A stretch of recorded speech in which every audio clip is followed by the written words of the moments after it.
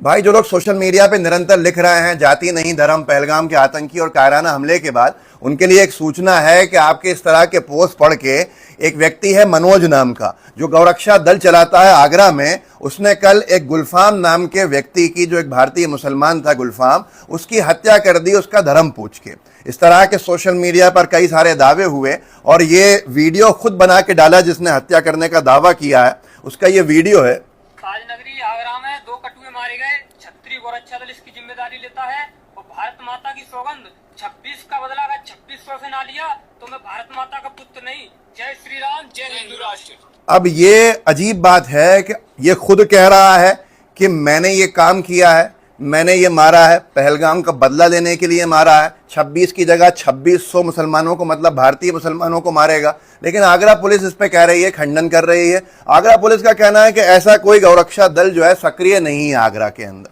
अब आप खुद सोचिए कि एक व्यक्ति खुद जिम्मेदारी ले रहा है, और इसका अगर हम इंस्टाग्राम के ऊपर देखेंगे तो आगरा के कई सारे पोस्ट इसके दिखेंगे जिसमें ये लिखा हुआ है, ये गौ रक्षा दल आगरा यूपी। तो ये अपने आप में इस तरह की कई सारी चीजें हैं। अब पुलिस की बात तो माननी पड़ेगी। पुलिस ने खंडन करा दिया है, पुलिस ने ये कहलवा दिया है कि हाँ हत्या हुई है लेकिन नाम पूछ के नहीं की गई है। जाति नहीं धर्म वाले नैरेटिव चलाने वालों को एक बात समझनी होगी कि आप भारतीय मुसलमान के खिलाफ मोर्चा खोल रहे हो। वो भारतीय मुसलमान जो चाहे कश्मीरी हो या रेस्ट ऑफ इंडिया का हो, जो अखंड भारत के साथ, भारत की अखंडता के साथ खड़ा है और दुश्मन देश के मुकाबले में खड़ा है। आप अपने देश को कमज़ोर कर रहे हो या आप मजबूत कर रहे हो, या आपको सोचना होगा। भारत का मुसलमान भारत में पैदा हुआ है, भारत में ही मरेगा, भारत में ही दफनेगा। हम भारत की मिट्टी में ही मिलेंगे, कोई हमें यहाँ से निकाल नहीं सकता। लेकिन दुश्मन देश के मंसूबों को कामयाब मत करो, आपस में मत लड़ो, एकजुटता के साथ रहो। ऐसी अगर घटनाएं घट रही हैं तो उसके लिए जिम्मेदार कौन है?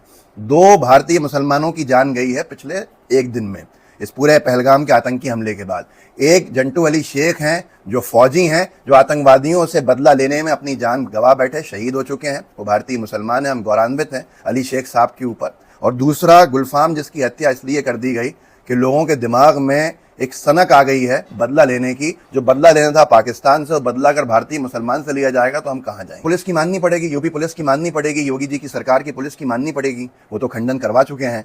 अब सच्चाई क्या है? जो खुद दावा कर रहा है कि मैंने ये किया है, या पुलिस जो कह रही है कि नहीं ये लोग कर ही नहीं सकते हैं? तो ये एक बड़ा विषय है। धर्म देख के तो पिछले 10 सालों से बहुत कुछ हो रहा है, चाहे वो कार्रवाई हो, चाहे वो मारना पीटना हो, जिसमें लिंचिंग भी शामिल है। लेकिन ये वक्त नहीं है इस पे चर्चा करने का या सवाल खड़े करने का, क्योंकि ये वक्त है, चाहे भारतीय हिंदू हो या भारतीय मुसलमान हो, उसको एकजुटता के साथ एक देश की एकता के लिए, देश की मजबूती के लिए